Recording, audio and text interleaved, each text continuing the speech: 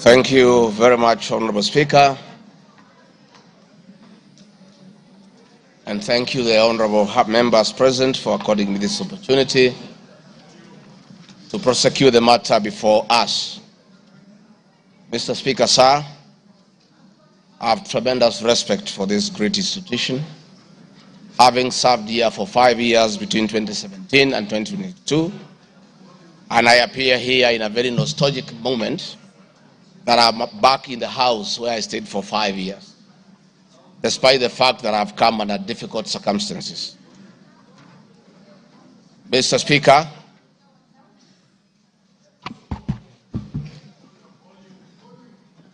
maybe the sound people, is that okay now? Mr. Speaker, sir, and the honorable members, I want to thank you for giving me the opportunity. I hope, Your Excellency, you have been advised by your lawyers that you are here to respond to specific issues in the motion. I have my advice. And not to talk generally. I know. Yeah, so rules of relevance will still apply to you as they apply to all members. Mr. Speaker, the motion before this great house alleges that 2 years ago, since assuming office, I have acquired property and wealth whose estimated value of 5.2 billion shillings. A significant number of properties to which this sum of 5.2 billion is erroneously and maliciously attached belonged to my late brother, the late Honorable James Rigathi Gachagua, and as demonstrated by his will, a copy of which is attached. The fact as follows. Olive Garden, my response. The allegations that I own the Olive Garden Hotel is false. The truth is that Olive Garden Hotel used to belong to my deceased brother, the late Honorable James Rigathi Gachagua, and therefore has never been my property.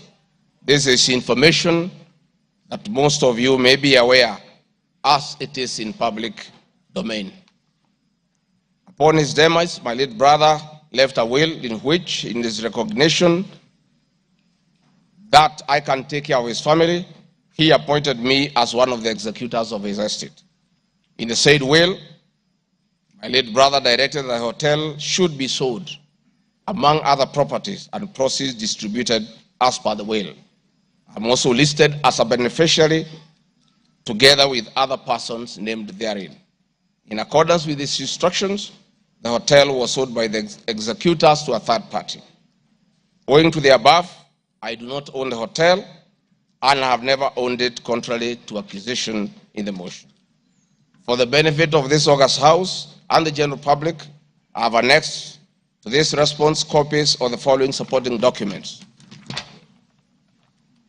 My late brother's will, sale agreement dated 17th May 2023, an official search for Olive Garden Hotel Limited. Mr. Speaker, Vipingo Beach Resort, just as in Olive Garden, above this allegation is also false. Vipingo Beach Resort belongs to the estate of the late James Rigathi Gachagua. For the benefit of this house and the general public, I have attached annexed to this response copy of the official search for Vipingo Beach Resort Limited, confirming that the hotel is still in the name of my little brother's estate. Queen's Gate Service Apartments. The allegation is also false, as the property belonged to my late brother. Queen's Gate Service Apartments, registered in the name of Vipingo Beach Resort Limited, was sold to Cooperative Bank of Kenya Limited, Staff Retirement Benefits Scheme, as evidenced by the agreement for the dated 4th May 2022. And a transfer dated 5th October 2022, marked Annex RG6. Land parcel Ruguru Kiamariga 2023 in Madeira East constituency, which have originally constructed a helicopter landing facility.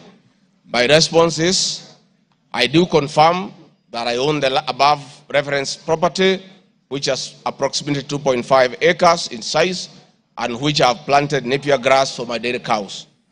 I purchased the land in the year 2023 for 3.5 million from farm proceeds coming from my dairy farm. I have read through the motion, and there is no iota of evidence adduced of the impropriety in the way I acquired this small property. Finally, on this matter, I wish to confirm that there is no helicopter landing facility for this particular parcel on the motion. This part is also false. I attach a copy of the agreement for purchase of this property marked Annexure RG7. 40 acres of land purchased in Kakuret within Kabraine in Nyeri County.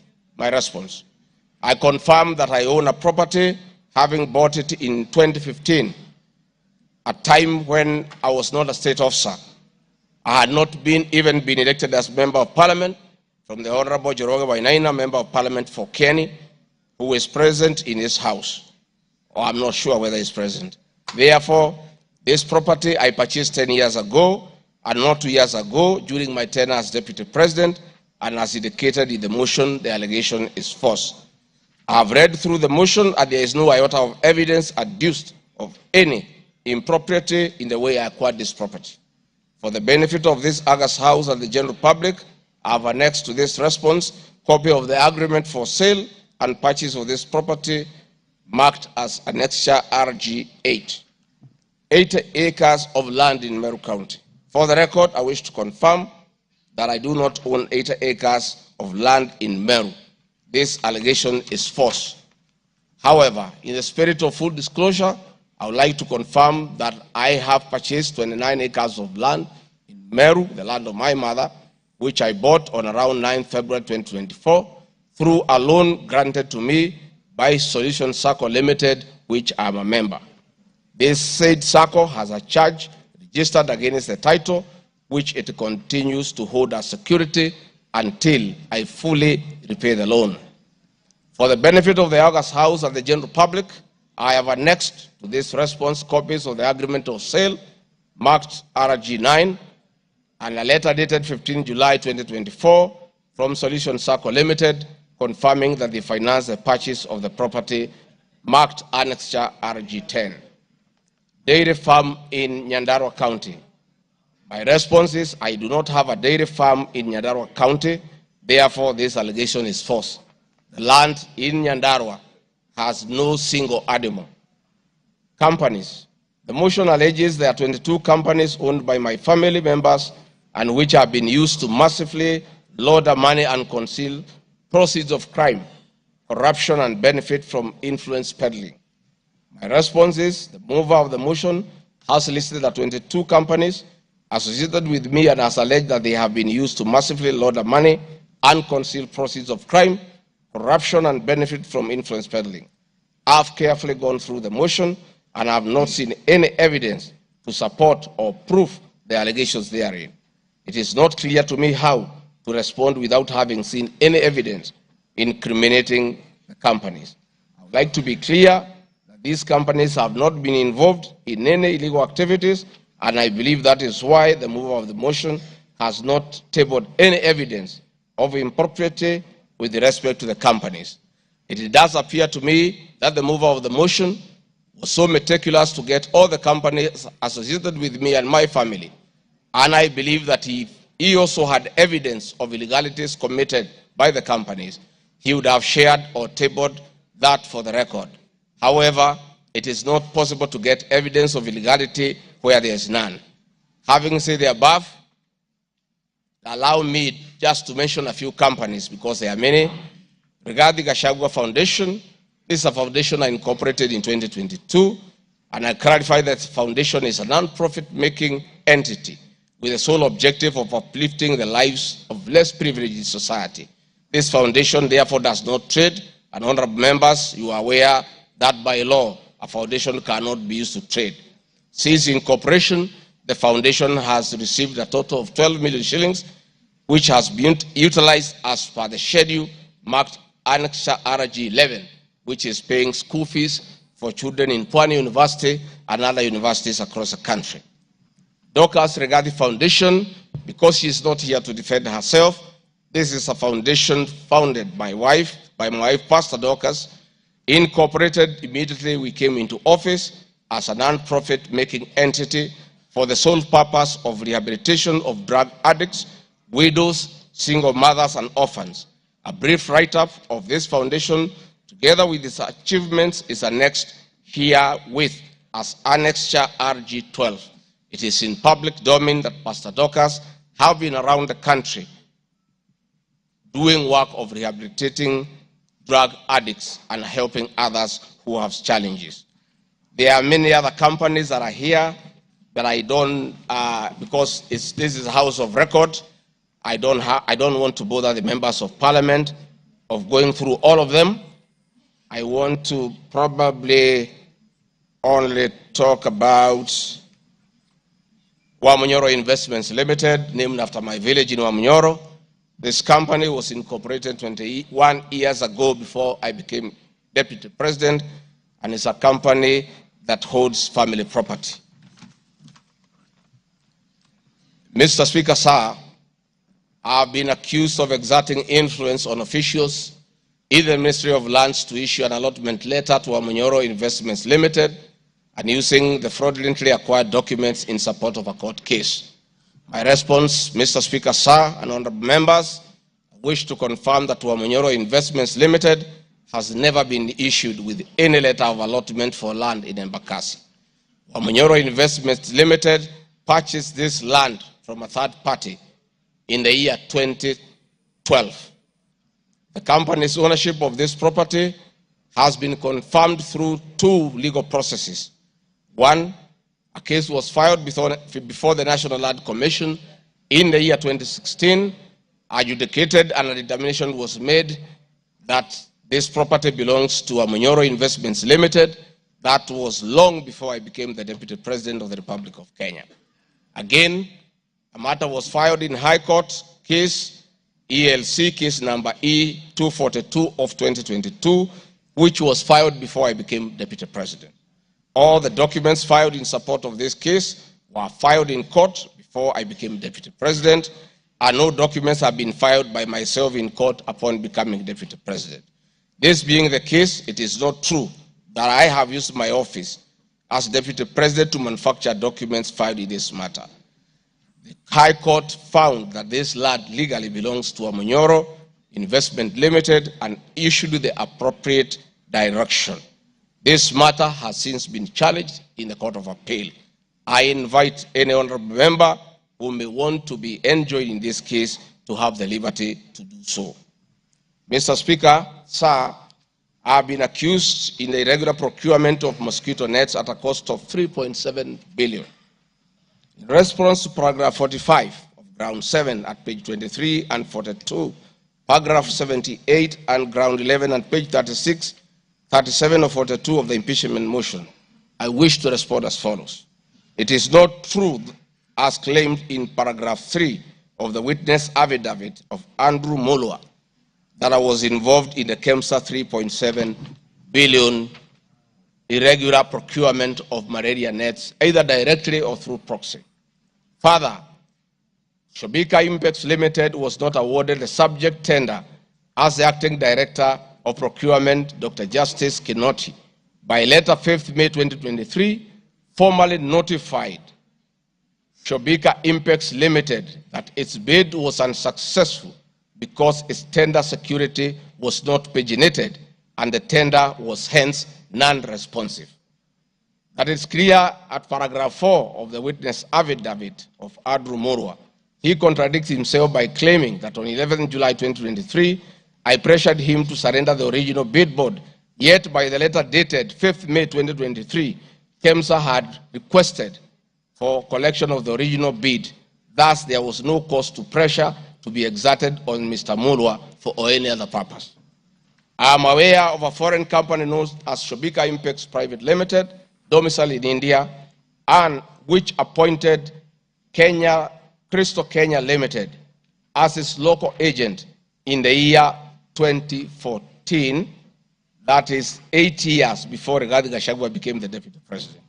To date, Crystal Kenya Limited has complied with the agency terms between itself and Shobika Impacts Private Limited, annexed hereto and marked as Annexure RG 18 in an appointment agency letter by Shobika Impacts Limited in the year 2014.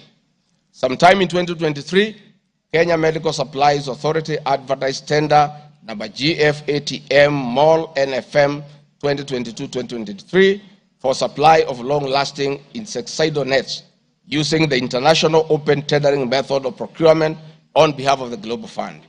The monies for supply of the nets, as per my understanding, was a pure grant from the Global Fund. I am aware that Shobika Impex Limited still participates in doing business with and has not been debarred by the Global Fund to date. I believe being technically qualified to provide and deliver the goods subject of the tender document, having the financial ability to do so, and without their participation or assistance from Crystal Kenya Limited, Shobika Impex Private Limited independently participated and submitted in its bid in response to the subject tender pursuant to an invitation by KEMSA. Having not participated in the subject tender, Crystal Kenya Limited did not submit any of the documents in response to the subject tender. Specifically, Crystal Kenya Limited did not submit a bid board or tender security in its name in response to the subject tender. It is therefore not true that Crystal Kenya submitted a fake bid board with an intention to fraudulently acquire public property. It is also not true that with my sons I used Crystal Kenya to massively launder money, conceal proceeds of crime, engage in corruption, and benefit from influence peddling. Subsequently, by the letter 5th May 2023, KEMSA notified Shobika Impex Limited that it was not successful because the tender security was not paginated, and requested Shobika Impex Private Limited to collect its bid security from the procurement office immediately. Annexed here to and marked Annexure RG19 is a said letter by KEMSA dated 5th May 2023. However, EACC commenced investigations of the subject tender, and on conclusion of the investigation by EACC and the Senate on the subject tender, KEMSA CEO Terry Ramadhani, who had been suspended on this issue, was appointed Kenya's Deputy High Commissioner in New Delhi, India by President William Ruto. Thereafter, Crystal Kenya Limited, a Shobika Impex Limited agent in Kenya, followed up in the release of Shobika Impex Private Limited's bid board tender security on behalf of Shobika. Annexed here to and marked Annexure RG20 is an email from Shobika Impex Private Limited email addressed to Crystal Kenya Limited, together with a letter of even date confirming that Crystal Kenya Limited had authority to collect their bid board. KEMSA was mandated to immediately release the bid board tender security upon determining that Shobika Impex Private Limited was unsuccessful in the subject tender, and that is why they requested that the same be collected from its procurement office. KEMSA did so, as can be seen in its letter dated 11th July 2023, annexed here to and marked Annexure RG21 in the said letter by KEMSA dated 11th July 2023.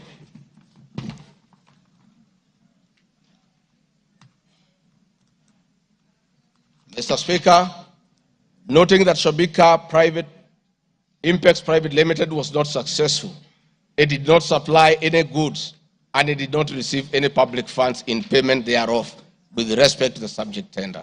Accordingly, I have not committed any crime under Section 45(1), 46, 47(a)(3), and 48(1) of the Anti-Corruption and Economic Crimes Act, and Section 2, 3, 4, and 5 of the Proceeds of Crime and Money Laundering Act. Further, I have not breached Section 34 of the Leadership and Integrity Act, for I did not bully any state or public officer with respect to the subject tender, and specifically, no evidence has been tendered to support the allegation at paragraph 78C of ground 11 at page 37 of 42 of the motion, which alleges that I summoned procurement officers in ministries and institutions, instructing them to direct procurement of goods and services in a specific manner.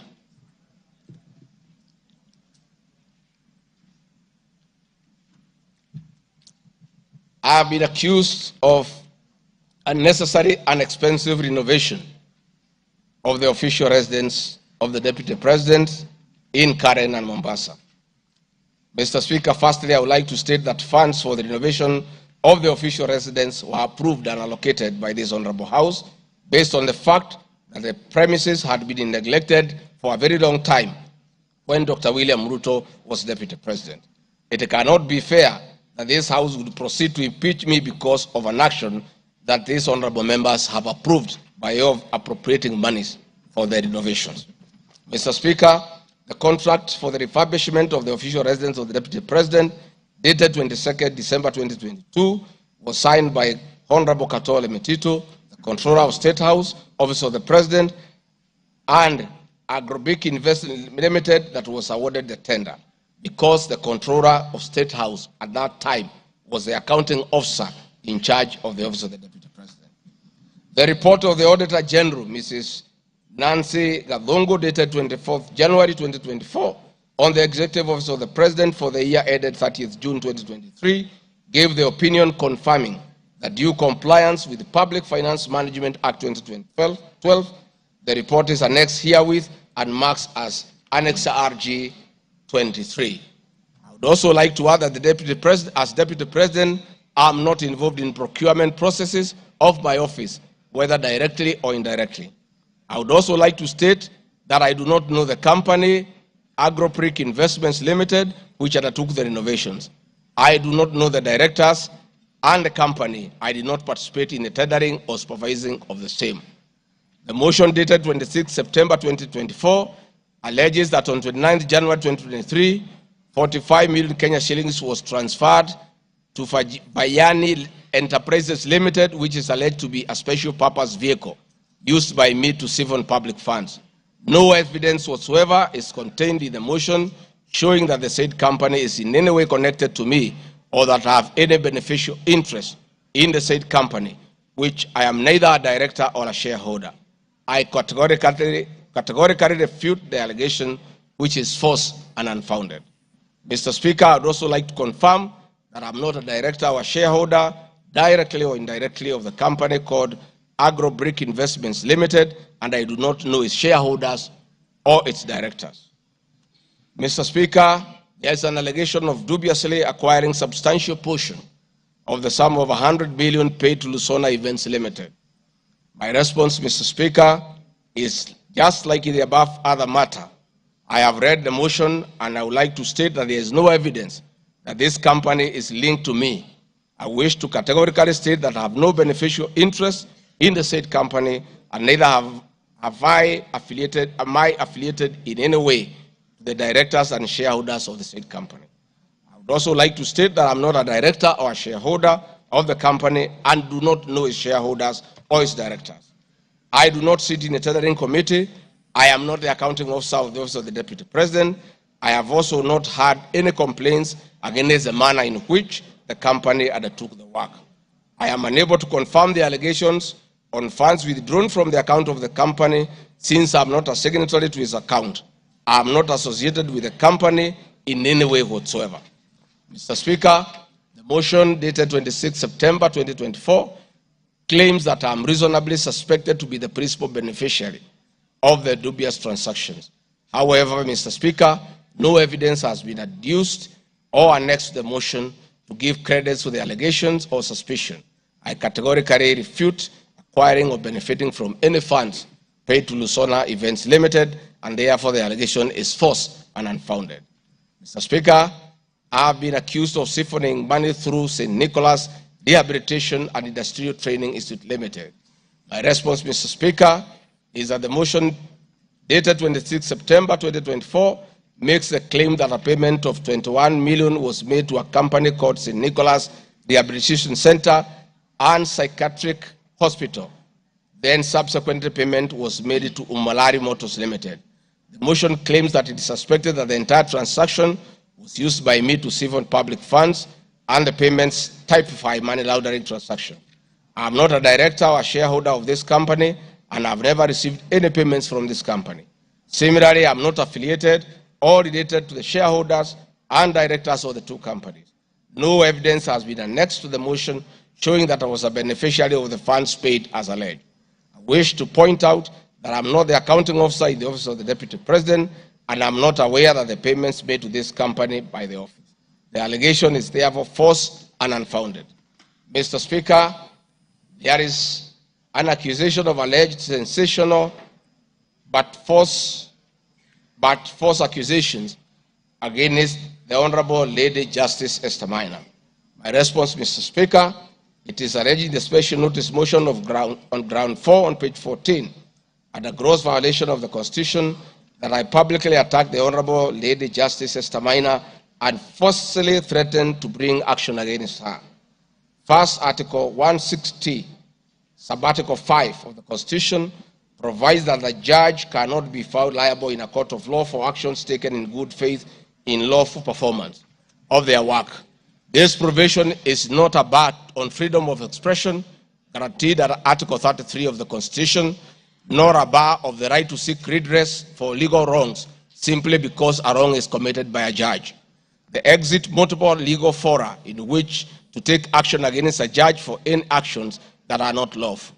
My statements were protected speech consequent to a decision by the learned judge in a matter involving my personal assets, which I disagreed with and found to be wholly unfair. The matter having been concluded at that stage, my criticism of the decision was not sub judice, nor in any manner prohibited by law. While I respected the ruling of the learned judge, I was in absolute disagreement with it. Contrary to the assertions in the special motion, I did not falsely threaten to bring action against the learned judge.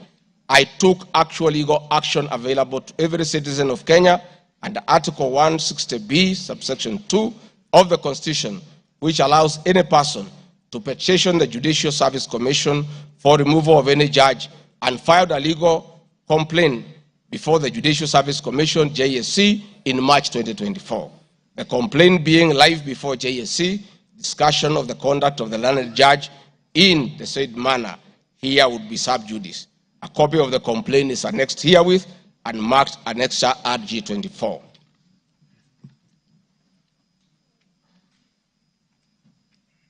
Mr. Speaker, I have been accused of diverting materials meant for construction of Kilifi Malindi Highway to tarmac a private road to Vipingo Beach Resort. My response, Mr. Speaker, I reiterate that Vipingo Beach Resort is registered in the name of the estate of my late brother, Honorable James Gachagua. Number two, the facts are as follows. King Charles III visited Kenya between 30th October 2023 and 30th November 2024. During his state visit, one of the designated places where King Charles III was to visit was Kuruitu Marine Conservancy, which shares a road with Vipingo Beach Resort. I have annexed a copy of the program for the state visit to Kenya by King Charles III, marked as Annex RG 25, which at page 13 on items 63 and 64 shows his departure and arrival at Kuruitu Marine Conservancy. There are several media reports confirming the visit by King Charles III to Kuruitu Marine Conservancy. I have annexed extracts of the media reports by the Star newspaper dated 7 November and by African News marked as Annexure RG 26. My understanding is that the road to Kuruitu Marine Conservancy was upgraded in respect of this visit, which also to benefit the local community, including amenities like Cheriani Secondary School, Cheriani Primary School, a mosque and a public market as part of the corporate social responsibility. I wish to point out that the alleged road, that is Takaungu Shariani Vipingo, is a public road and not a private road leading to any property associated with the Deputy President, but a public road.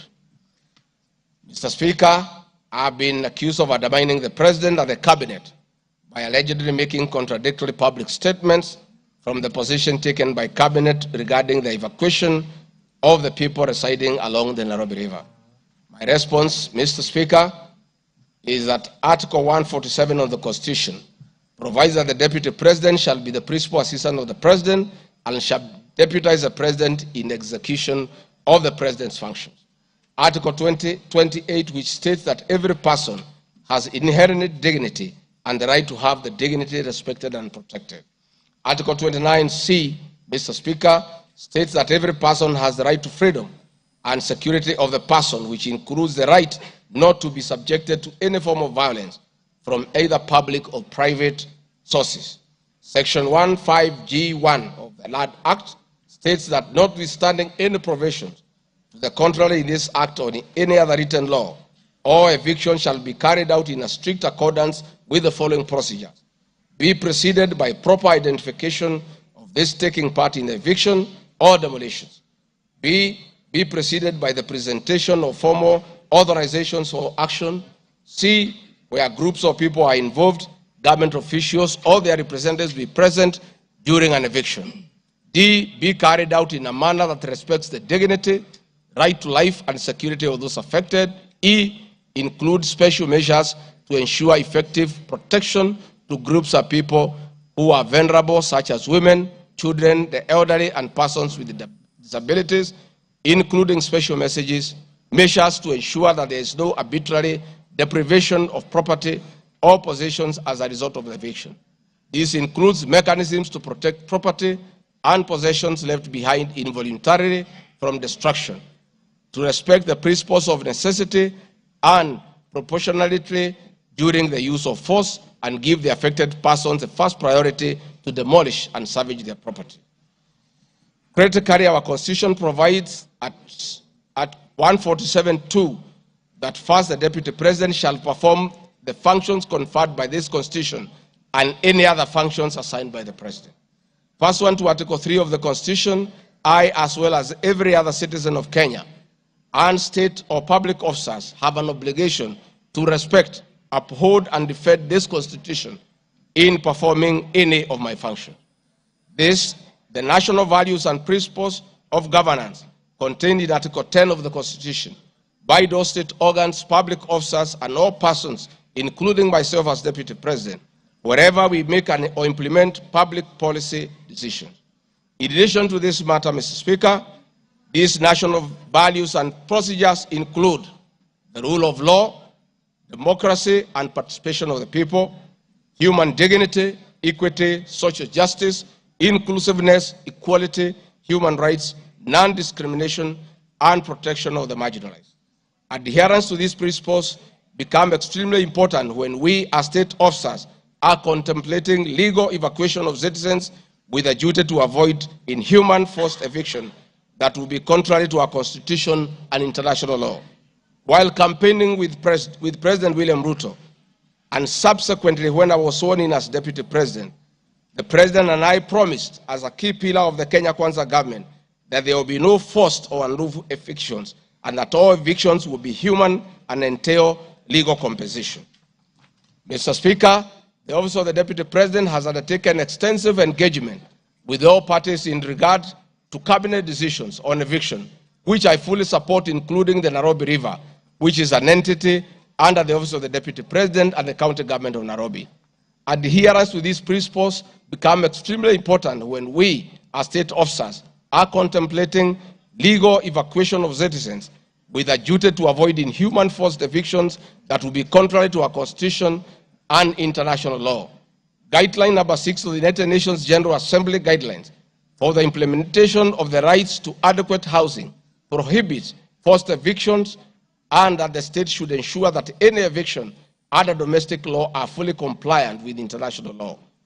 The guidelines further require meaningful engagement with communities to ensure that the rights of residents are implemented cooperatively without the need for eviction procedures or police enforcement.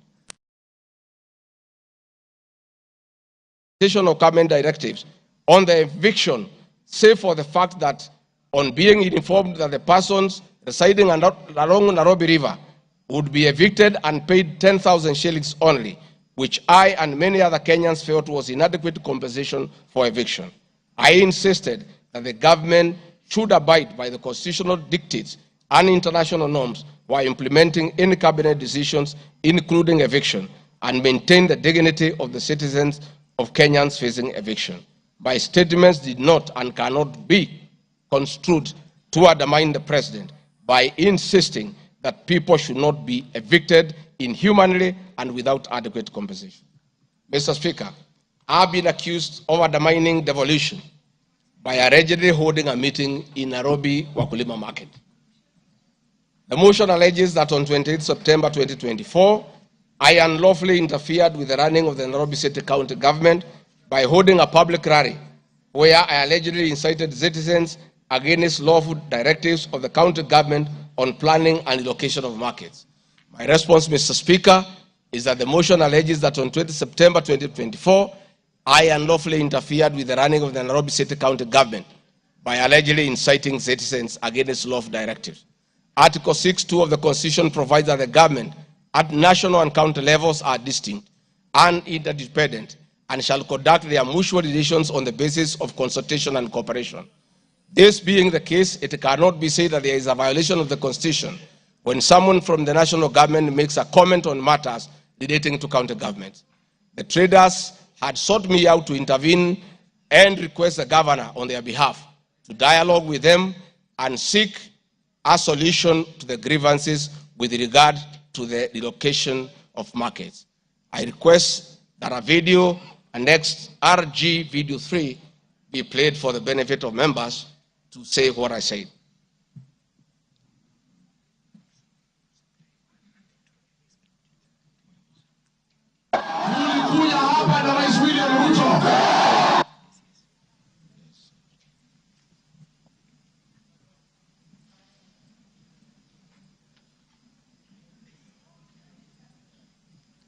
Please play the video for us.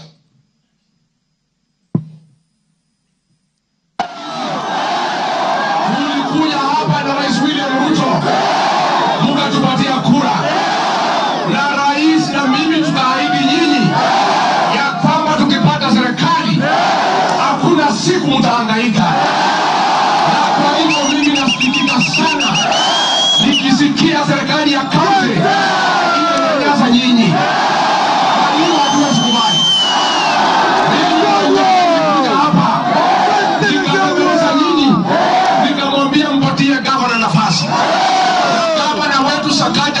Tukakubaliana ya kwamba akiwa gavana wa Nairobi, Rais William Ruto akiweko, mdogo wake, wafanyabiashara wetu watapata nafasi ya kufanya kazi yao. Na mimi nataka kuomba kwa heshima, wale wote ambaye tumepatiwa nafasi ya uongozi na Wakenya, tukumbuke ya kwamba tulipata nafasi ya kuongoza kupitia kwa kura ya wananchi. Na tukumbuke ya kwamba wakubwa wetu, wadosi wetu ni Wakenya. Na hakuna siku tutaweza geuka Wakenya. Sababu ndio walitupatia nafasi ya uongozi. Si nyinyi mlituandika kazi?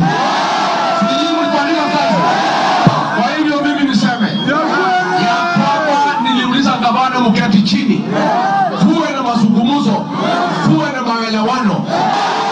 Watu ni wananchi na wananchi ni watu ya kusikizwa. Mimi niko hapa kumhakikishia ya kwamba nimemuuliza gavana kwa heshima, na mimi sina kiburi. Mimi namuomba akiwa kiongozi wetu hapa Nairobi, asikuwe mtu ya kugeuka watu walimchagua. Mimi nimemuomba na nimemwambia yeye akubali aketi chini na kamati. Hii soko ime... Thank you, Mr. Speaker.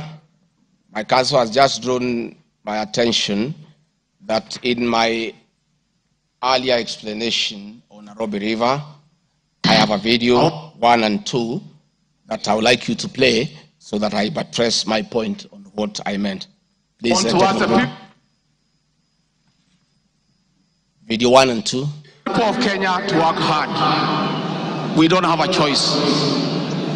Once we try to fix this economy and create a good working environment where we don't criminalize enterprise, where ordinary Kenyans are allowed to work, where businessmen are not harassed by KRA,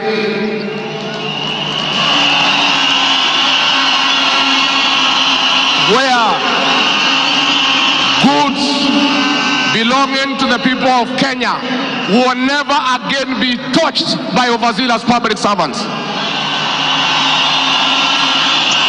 Where again poor people will never again be evicted in brutal evictions by state agencies. And I say, freedom is here. Now, the number of fatalities from the ongoing force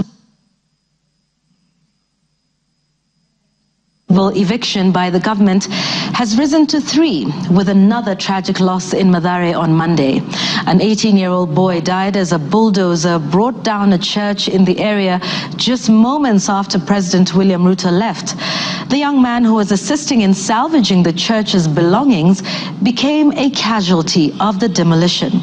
Earlier on Saturday, 2 individuals lost their lives in Mukuru kwa Ruben during a similar eviction exercise. Ben Kirui reports. Monday evening, the ongoing forcible evictions in flood-prone areas tragically ended yet another life. The 18-year-old Ian Otieno lost his life in Mathare moments after President William Ruto left the area where he had been assessing the effects of floods.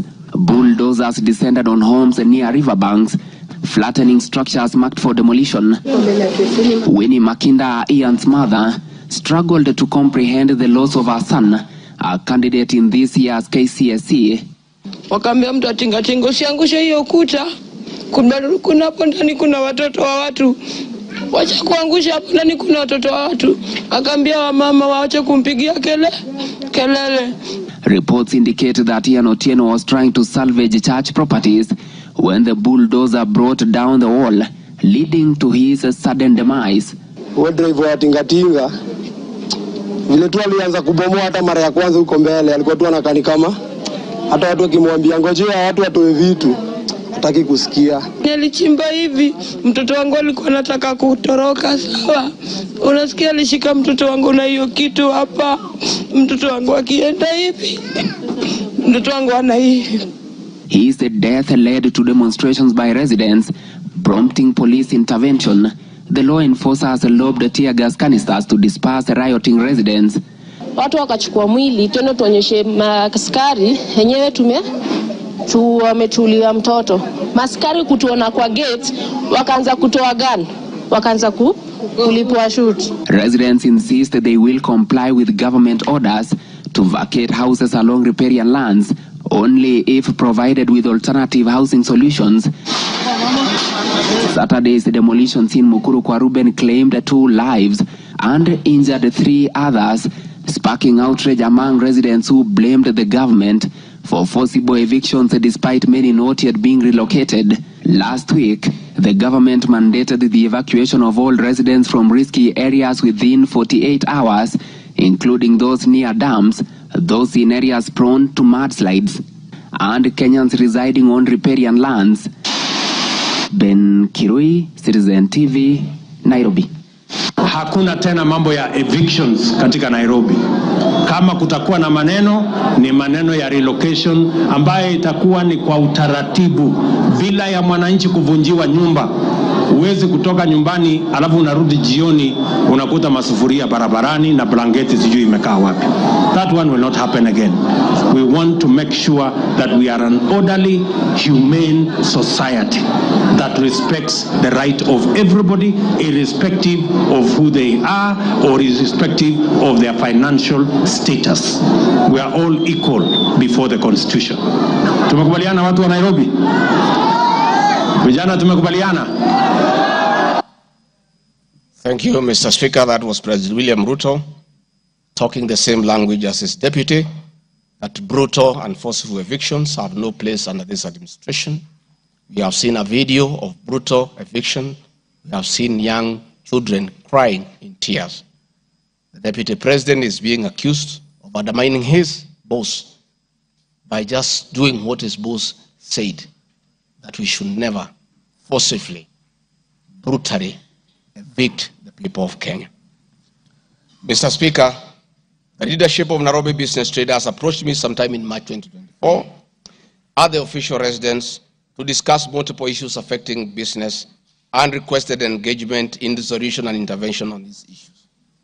Consequent to this meeting, I directed that short, medium, and long-term strategies be undertaken, coordinated by the Office of the Deputy President, to address the issues raised that cut across various agencies, including KRA, Kenya Post Authority, Anti-Counterfeit Authority, Kenya Bureau of Standards, the National Police Service, and the Kenya Copyright Board. On 11th April 2024, the Small Traders and Government Agencies Technical Committee, coordinated by my office, held a meeting to discuss issues raised by the small traders including Mudhurwa Market, attended by the Office of the Deputy President Staff, in a supportive role in keeping with the draft framework of cooperation and engagement between the government, the Nairobi City County Government, and Nairobi business traders. Subsequent this, Mr. Speaker, is clear that my office have been having meetings with the Governor of Nairobi on various matters affecting the people of Nairobi, and hence the Deputy President cannot be accused of undermining devolution. Mr. Speaker, I've been accused of undermining devolution by allegedly holding meetings to fight alcohol. I'm sorry, Mr. Speaker, if the House took it that I say the House is a theater of the absurd. I was talking about this specific charge of undermining devolution by holding meetings to fight alcohol to be discussed in this House. That to me is what I thought that moment. If it's 5 minutes or 10 minutes, that would be the theater of the absurd. I did not attribute in any way by trying to demean this House that I sat for 5 years, by calling it the theater of the absurd. But this particular charge, Mr. Speaker, drug and alcohol problem in Kenya has been on the increase, and many of our youth have become addicted to alcohol and their lives destroyed because it causes them to drop out of school and start engaging in petty crime to look for money to buy alcohol. I'm a strong advocate for youth rehabilitation from alcohol and substance abuse, which I continue to encourage and support in order to save our future. With regard to alcohol control and regulation, I wish to state that I have held several meetings with the governors in Meru, Chuka, in Mombasa, in Nakuru, in Nyeri, and the efforts that President William Ruto asked me to lead in eradication of illicit brew has been very successful, and we have been working with the governors and county assemblies who have been developing legislation on the control of licensing of alcoholic drinks. If there is one program that has had the best working relationship between county governments and the national government, it is this particular program.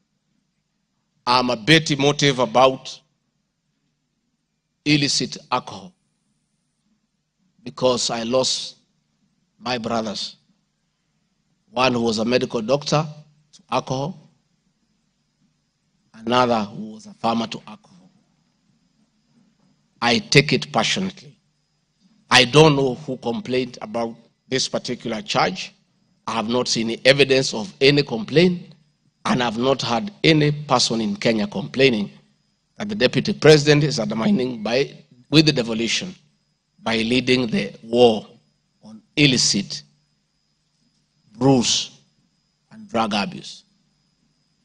Whatever this House decides tonight, and the other subsequent House, whatever happens to Rigathi Gachagua, whether he's in or out of office, this war must continue and must be won for the sake of our children.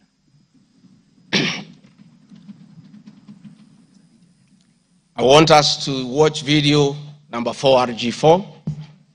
Leaders, those of us who have been elected, Madam Waiguru, Governor Kahiga, Badilisha, Kangata, Wamatangi, what shall we tell our people? Where are we? What shall we tell the people who elected us? When we meet them, what shall we tell them? When our children got wiped out by alcohol and drugs, where are we? We'll have nothing to say. Dede Nyoro, Kimani Ichung'wa, Madenge, mutaambia watu nini? Mukami, mutaambia watu nini? So please, this forum here today, let us be open and candid. Speak from your heart. Let us know what ails us.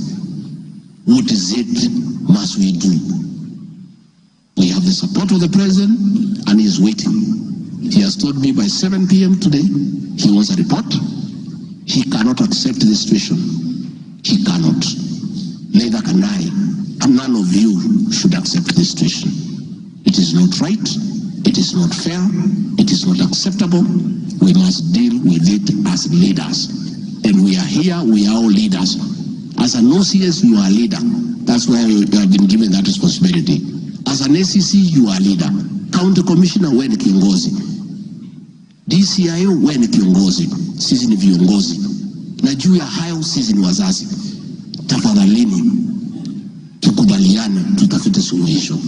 Na tukipata, tuende tufanye kazi. It is possible, it is doable, it is something that we can do. Thank you, Mr. Speaker. It's very clear that the meeting had all governors, members of parliament who are present here today, policemen, everybody, and we are all in agreement that the war must be won. It cannot, but the deputy president should be impeached for leading the war on alcohol. Sensational statements against the National Intelligence Service, its Director General, and officers. Mr. Speaker, during the assumption of office, I took an oath of allegiance in the following terms. Oath or solemn affirmation of allegiance to the President, Deputy President. In full realization of the high calling, I assume as Deputy President of the Republic of Kenya, I do swear solemnly affirm that I will be faithful and bear true allegiance to the Republic of Kenya, that I will obey, preserve, protect, and defend this Constitution of Kenya, as by law established, and all other laws of the Republic, that I will protect and uphold the sovereignty, integrity, and the dignity of the Kenyan people. So help me God. That is the oath that I took in Kasarani. Article 239, Article 3 of the Constitution provides that in performing their functions and accessing their powers, the national security organs and every member of the national security organ shall not act in a partisan manner, further any interest of a political party or cause, or prejudice a political interest or political cause that is legitimate under this Constitution. Article 239, subarticle 5 of the Constitution provides the national security organs are subordinate to civilian authority. In relation to this allegation, I wish to state that the National Intelligence Service holds a very critical role in ensuring the safety and security of our country. They are responsible for gathering intelligence and share it with all our law enforcement agencies to ensure that the country is safe at all times. Consequently, when the country was caught flat-footed with regard to the scope and extent of the public's dissatisfaction with the Finance Bill 2024, which degenerated in a Gen Z protest, it pointed to the failure of the National Intelligence Service in carrying out its mandate. I am persuaded that the National Intelligence Service ought to have known beforehand that the public was completely opposed to the Finance Bill, and they ought to have briefed the President before the protest began, and this would have caused a change of tact by government regarding the proposed bill, and the protest which culminated in the loss of innocent lives and destruction of property could have been avoided.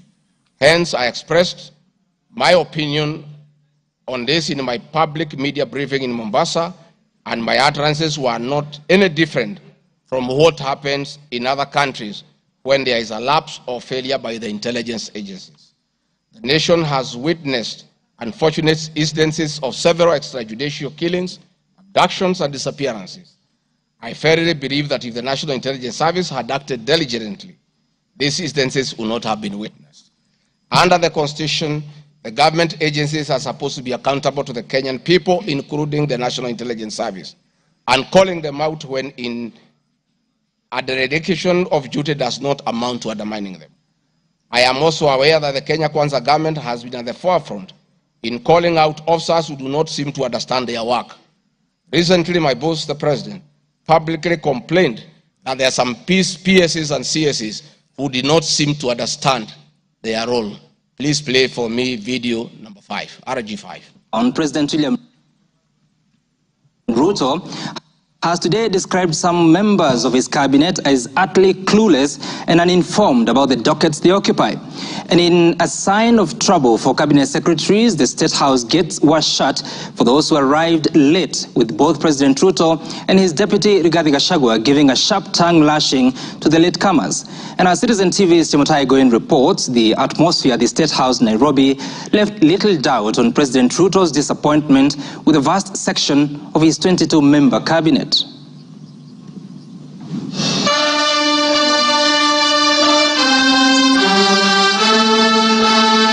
A cold morning in Nairobi, but the seats on the State House grounds came ultra-heated, particularly for cabinet secretaries. The cabinet members came here to sign performance contracts, but the oral appraisal of the day spelled anything between trouble and outright doom. If you cannot keep time with your employer, you have basically dismissed yourself. I mean, it's just as simple as that. So, for those who came late, who are members of the executive, I will be expecting a written explanation, and it should not include matters of traffic. Punctuality was at issue, with some cabinet secretaries being locked out of State House for lateness. And from the podium, the president and his senior lieutenants were unforgiving. Nimeona watu wale wamechelewa, nikaona rais unaniona nimemjua. Nikaona uso yake nikajua hapa kimeumana. Sababu leo ni siku ya performance contract. Ile siku muhimu sana ya kuja kuweka. Na wewe umefika pale, rais amekaa. Tayari amekaa na ndiye rais wa Jamhuri ya Kenya. Wewe umechelewa ukiwa kuona nani? Who else have you gone to see? One of the things we need to learn in our performance contract is to beat the traffic. For the 19 cabinet secretaries present, the atmosphere at State House progressed from bad to worse as President Ruto and his deputy Rigathi Gachagua issued a blistering assessment of the performance of the cabinet members. Many of you, the people I speak to, don't even know what is going on in your ministries or departments. You have very scanty information. The moment I know more than you in your ministry, then you must begin to understand that something is very wrong. How do you run a ministry or that department or a parastatal if you have no information? That is the highest level of incompetence. Those of us who came with the president from the political space and who are his friends, and we assisted him to become president. Once he gives us a job, that is the termination of that friendship. The friendship with the president will be based on nothing but performance. From travel habits to basic work ethic and even media appearances, it was a brutal ground zero appraisal for the cabinet. Why do you have to honor every invitation that you have been given to every country? Your Excellency, at times we have tried to hold cabinet committees, we can't. 5, 6, 7, 8 ministers are out of the country. Some change clothes at the airport from one country to another. That is the truth. Why can't you regulate yourself? If the president was to travel and honor every invitation, he will be out of this country the whole year. You just have to decide what is useful and other things you can leave to our ambassadors out of the country. So when you hear my deputy saying, find time, travel, but travel and see the people who have hired us, you know, go to different parts of Kenya so that you can get feedback from the public. We have done so much as an administration, but the information is not out there. Our ministers are quiet. They are called for TV interviews, they don't show up to say what they have done. And then the media have a few days because nobody talks for government. I would rather we spend more time explaining to the people of Kenya what we have done in our respective dockets as opposed to travel. And if we have to travel, let's travel up country to where our wananchi are and explain what we are doing. And I remember I called CS Chelugui I didn't find him, so I called his PS and I found her and I explained to her, I told her, look, the public is not understanding this. Did I call you or not on Sunday? You know, I told you this is what the public is saying. Please do more sensitization on Hustler Fund Phase 2. With a very public expression of disappointment in his cabinet, President Ruto has triggered speculation on changes in government as his administration approaches the end of its first year in office. From punctuality to work ethic and general performance, the proverbial axe could well fall somewhere. With the performance contracts expected to foster a culture of high performance in the public service and also ensure that public resources are properly utilized, it is also set to offer a framework for President William Ruto to reward performers and also institute sanctions on non-performers. Chamutai Goin, Citizen TV. Mr. Speaker, President William Ruto, my boss, and I have been calling out senior government officials when they fall short of expectations. The Director General of the National Intelligence Service is no exception. He's not above the law. He's accountable to the people of Kenya for his performance. And I have had an argument that we should not call out those in the security sector. I would like you to play the next video. We have the most incompetent Inspector General of Police, I think, in the world. The most incompetent in the whole world. His incompetence may not necessarily play out when things are working, but when things get to a head and you need some decisions to be made, I can tell you for sure, the gentleman we have as an IG cannot make any decision. Nataka tumwambie ule mtu wa sinema mingi anaitwa nani ule mtu? Ule sijui anaitwa DCI, ule anaitwa nini? Ule mtu anaitwa Kinoti. Awache ujinga. Huyo bwana Kiboti awache ujinga. Sio kama tunaelewana. Huyo Kinoti hakuna kitu amefanya kwa hii Kenya ya kisiasa. Yeye ni mtu ya sinema. Anaendesha makesi kwa magazeti. Anatuandikia barua, sijui barua ya kilomita ngapi.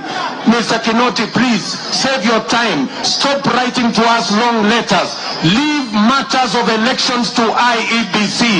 You have no business in IEBC. You have failed as DCI.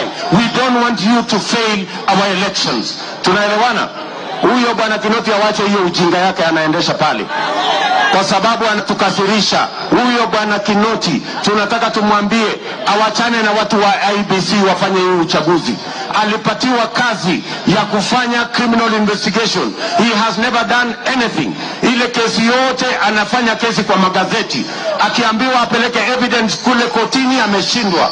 So bwana Kinoti, wacha sinema. You have failed and wait for August so that you can. Honorable members, that was President William Ruto as Deputy President criticizing IG Mutiabai, DCI Kinoti. Rigathi Gachagua has learned his job from his boss, that public officers must be called to order when they fell short of expectation. And I never saw anybody bring William Ruto here for impeachment for criticizing the IG or the DCI. This is a very unfair allegation. Mr. Speaker, it is also reported by media that the IMF has already warned about impending unrest during the people's dissatisfaction with the 2023 and 24 finance bill.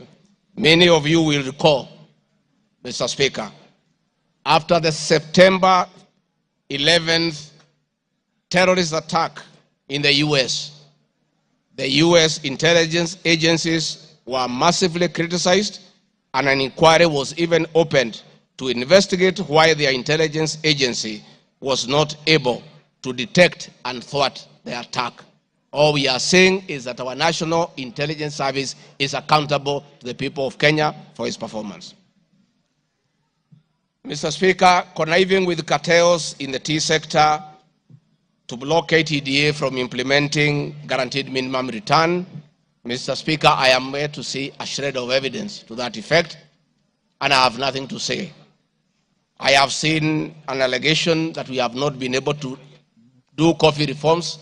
Mr. Speaker, out of my work, coordinating coffee reforms, the Cooperative Bill 2023 and the Coffee Bill 2023 is before this House. I request this House, after these impeachment proceedings, to embark on those two bills so that the coffee farmers can realize the full benefit of the coffee reforms that we have initiated. There is another allegation that I have taken control of a local cooperative society in Madeira constituency. I don't know the name of that constituency, of that cooperative. It is false. I am here to see any evidence. I have nothing to say because there is nothing to be said. On the issue of shareholding, which I think members are interested in listening to, I listened to you this morning, and it was quite emotive. By virtue of provisions of the third schedule of the Political Parties Act, the constituent parties of the Kenya Kwanza coalition entered into various agreements, which were deposited with the Speaker of the National Assembly and the Speaker of the Senate for purposes of Article 108 of the Constitution of Kenya. The following were members: UDA, ANC, Ford Kenya, PAR, Farmers Party, Chama cha Kazi, Communist Party, Economic Freedom Party, Service Party, Tujibebe wa Kenya Party, Umoja na Maendeleo Party of Kenya, and the Democratic Party of Kenya. In accordance with the provision of Clause 3, Schedule 3, a power sharing agreement and development agenda for the certain regions of Kenya, I attach copies of these agreements, RG32. All those agreements talked about specific regions. The leaders who appended their signatures canvassed issues of appointments to do with specific regions. Power sharing agreement between UDA and ANC and Ford Kenya, for example, say that the UDA would nominate the coalition president, the presidential and deputy presidential candidates that was honored. The president would guarantee the stature, the dignity, and financial and operational autonomy of the office of the deputy president, which I have been insisting on because it's part of the coalition agreement. The ANC would be allocated the position of the prime cabinet secretary, which has happened. Ford Kenya would be allocated the position of the Speaker of the National Assembly, and that is why Honorable Masika Wetangula sits here today. In accordance with Article 2 of the Power Sharing Agreement, ANC and Ford Kenya would have a 30% share is a word, of the national government positions. This drives my utterances about shareholding. It is embedded in all these agreements that are attached here for you to read. I heard this morning an honorable member saying that the deputy president said the people of Ukabani will not get resources because they did not vote for Kenya Kwanza government.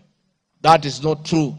The Deputy President of the Republic of Kenya does not allocate resources.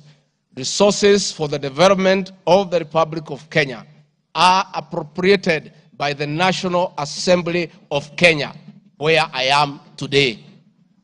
The Deputy President will help the President to oversee the implementation of funds allocated and appropriated by the National Assembly. It is therefore not possible that the Deputy President of the Republic of Kenya has the capacity to deny any part of Kenya resources because of the way they voted. The decisions on how resources will be allocated for the development of the Republic of Kenya are made here by the honorable members. If your area has no development, please don't impeach the Deputy President. Don't accuse him of not giving you resources. You are in this house to make sure that your area where you come from is allocated appropriate resources, because that is your job. The agreements are attached, therefore I don't want to go into them. Let me say my speeches on the shareholder issue were informed. by the aforesaid power-sharing covenants, which are founded on law, having been deposited with the Registrar of Political Parties, and lessons learned from the well-known disputed 202 NAC power-sharing agreement. Further, sharing agreements are a feature of government formation in all democracies in the world that provide for the formation. My pronouncements on the issue, properly understood, are not only anchored in law, but entirely harmless and incapable of being construed as a basis for ethnic animosity, a danger to national cohesion, or a threat to national unity. On the contrary, coalition building has been one of the most important innovations since the disputed 2007 elections in ensuring stability, equitable sharing of political power, national cohesion, and fostering of national unity. Indeed, Kenya Kwanza main opponent in 2022 general election, Azimio la Umoja Coalition, One Kenya Coalition Party, was a political party consisting of 25 political parties who also executed a power-sharing agreement based on shares. I'm also aware that the Jubilee Coalition that executed a 50-50 power-sharing agreement between TNA Party and URP Party for 2013 general election have thus not violated Section 13(1)(a) and 62 of the National Cohesion Integration, nor has this commission summoned me to explain any of my comments and how it can affect cohesion. However, notwithstanding the said power share agreement, upon election as Deputy President, I went out of my way, as required by the Constitution of Kenya, to serve all Kenyans regardless of their political preferences during the election or ethnic origin. I now produce the following video showing some of my speeches all over the country as marked RG Video 7.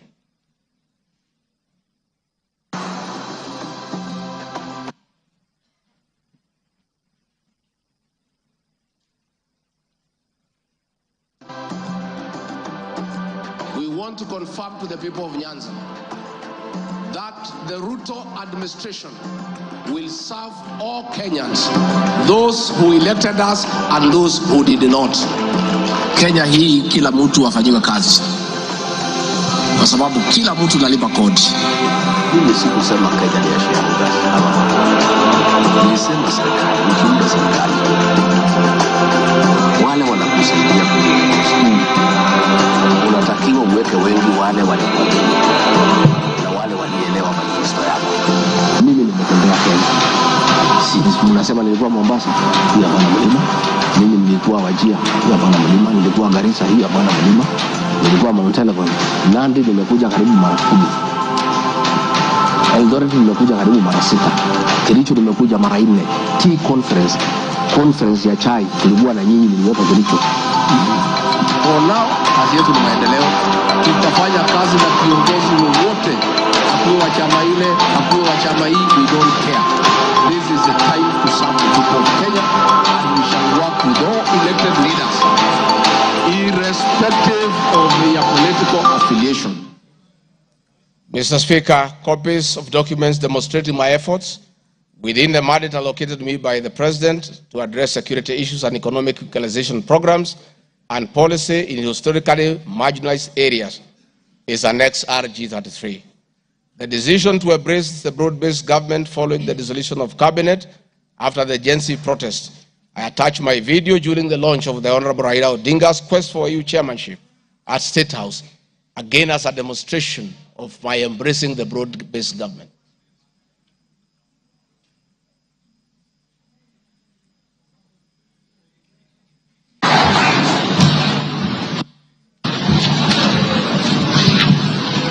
Your Excellency, Dr. William Ruto, President of the Republic of Kenya and Commander-in-Chief of the Defense Forces, Your Excellencies, Heads of States and Government present, Your Excellencies, Ambassadors and High Commissioners and members of the Diplomatic Corps, Heads of Delegations, Members of Parliament and all dignitaries present, good morning. Your Excellency, let me say this is a great moment for our country. What a day, what a moment. We are here, Your Excellency, as a country to unveil Kenya's finest to go and lead Africa. It's a proud moment for this country. And I want to say, Your Excellency, the people of Kenya have been united to a man by the candidature of the Right Honorable Raila Odinga to be the chairperson of the African Union Commission. This is a quest that has brought pride to our nation. And I would like to tell the leaders here from Africa and the representatives that as a country, as we present the Honorable Raila Odinga to be our candidate, it is because Africa, our motherland, deserves the best.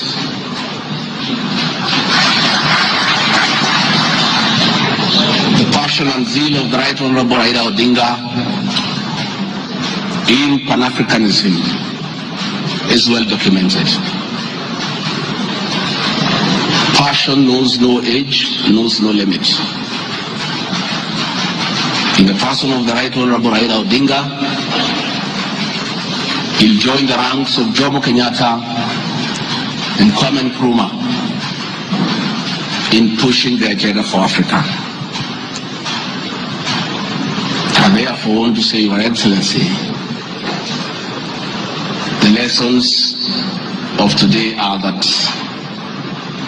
Raila Odinga, the Right Honorable, is a man of great resilience, endurance, and perseverance. Today, you are going to unveil the transformation of the Right Honorable Odinga from a national leader to an African statesman.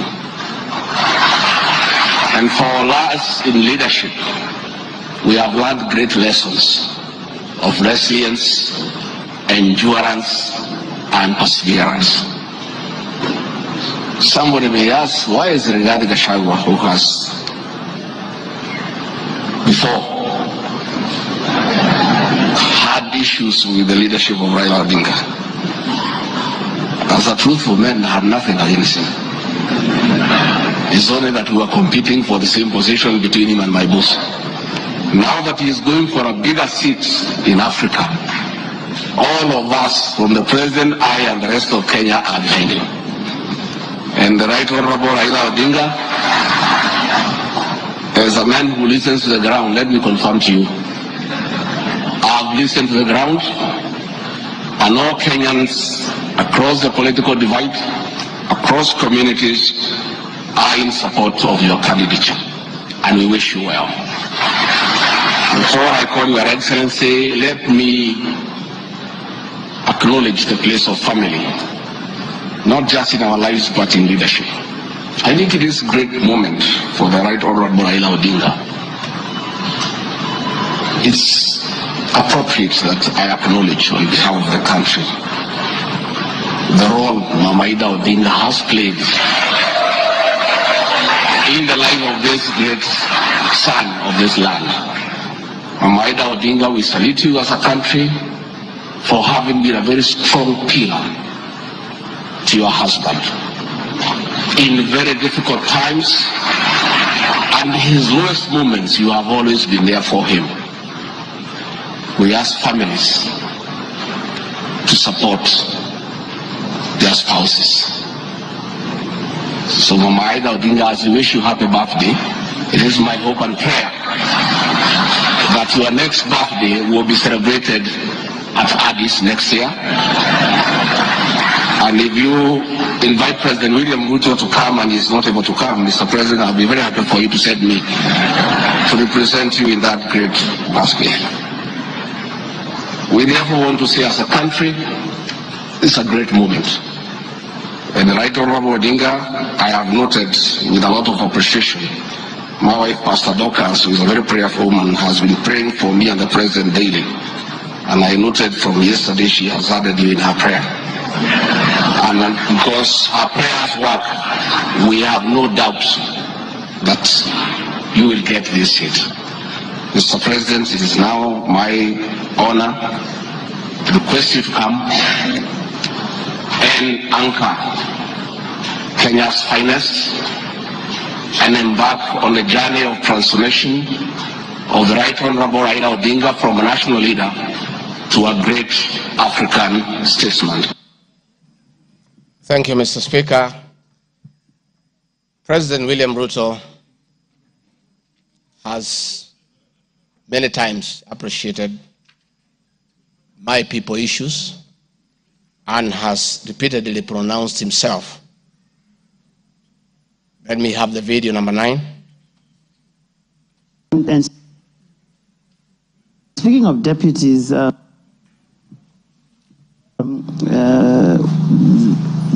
have in the last few weeks named Mr. Rigathi Gachagua as your deputy. There's been quite a debate, and I'm sure you know that, around running mates in this country. Perhaps this would be a great time to shed light on why you settled on this gentleman. Rigathi Gachagua is somebody I have known. Rigathi Gachagua is a very passionate leader. Rigathi Gachagua is a people's person. He speaks about the things that I speak about. He speaks about ordinary people. He's concerned about matters to do with farmers. He's concerned about the things that are dear to ordinary Kenyans. And the nexus between me and Rigathi Gachagua is the people. He believes in bottom-up the way I do. And that is why I chose Rigathi Gachagua to work with me. Thank you very much. Speaking of deputies... Thank you very much, Mr. Speaker. In addition, and almost in conclusion, I am not the only leader at the national level who has encouraged unity among Kenyans based on shared regional, geographical, and economic and other factors. I have attached several articles. Luya unity is not optional, Moses Wetangula. Ruto puts case for Gema College in unity. Bijikenda unity in the offing. Masai leaders in unity talks ahead of next year's general election. I have attached those articles so that you understand that regions uniting does not mean they unite against other regions. They unite for common issues, common values, and to strengthen them to join other regions for national unity.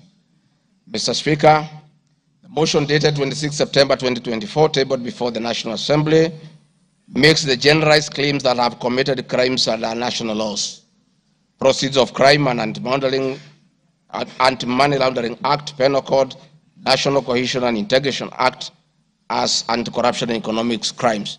It is on the basis of the claim that it is said that the threshold of impeachment has been met. I'm not aware of any active investigations by any state agency for offenses under the said laws, neither have I been called upon to record any step pertaining to any investigation. Just like any other Kenyan, the Constitution accords me the presumption of innocence in relation to criminal offenses until the contrary is proved in a court of law on a specific standard of evidence. Therefore, in the absence of any active investigations by any investigative agency in Kenya, I do not believe that there can be any serious reason to believe that I've committed any offense. Otherwise, that will be an indictment of the intelligence agencies as well as investigative agencies. Therefore, it is inconceivable that the threshold of the impeachment motion as defined in Article 145 of the Constitution can solely be based on the perception of the mover of the motion in the absence of any other evidence.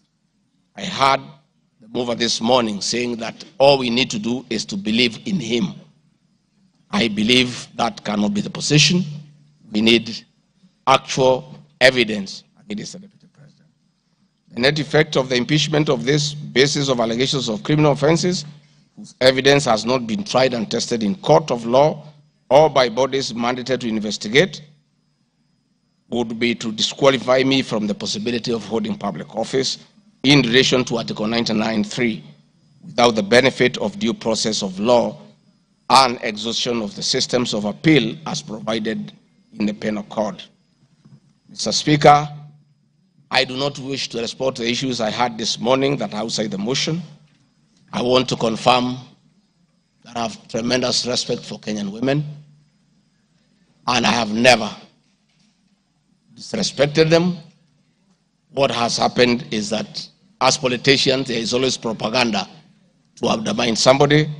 I call upon anybody with evidence that I have ever disrespected that person to come out and provide that evidence. I had my very great friend, the Honorable Faith Gitau, say that I disrespect women. Many times I've been to Nyandarua. I've referred to Honorable Faith Gitau as Ngatha. Ngatha is a Kikuyu name for a woman of great respect. That I have done countless times, is on video. Finally, the Honorable Bose Sholei, I heard what you said in Eldoret. I heard this morning that you said I should be charged with treason. But my sister, me, I'm a grateful man. I remember, and I'll never forget, during the last administration when I was arrested on fabricated charges for standing with President William Ruto against the wish of the government at that time, Gladys Bosholai came and sat with me at DCI headquarters, brought me tea, brought me lunch, sat with me, comforted me. At court, she coordinated the collection of 12.5 billion shillings as my cash bail. She came to see me in Gigiri for 4 days and had very kind words for me. Despite what you have said to my sister, I do remember that one good thing that you did for me, and I'll love you and cherish you for the rest of my life. Finally, Mr. Speaker, as I wind up, I want to appeal to this Honorable House to consider the allegations against me by the mover of the motion, weigh it against the attached evidence, weigh it against my defense and the attachments and the videos that I've played in this house. And exercise your mind and exercise your discretion. Search your conscience and decide if Rigathi Gachagua is guilty of any of those allegations or is undergoing a political process. If you are so persuaded and you search your conscience without any intimidation or coercion or inducement, and you think it's the right thing to do, please go ahead and do so. If you search your conscience and listen to the issues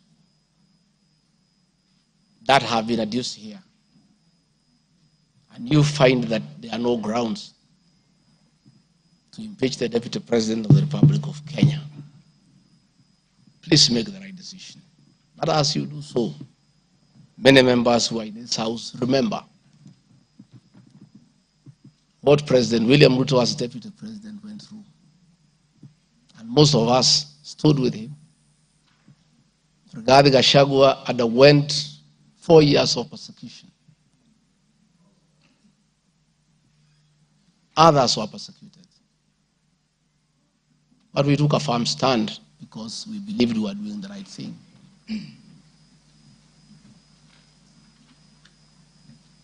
His family underwent humiliation. His friends underwent humiliation. He was a haunted man. And on Inauguration Day, he pronounced himself that freedom is here.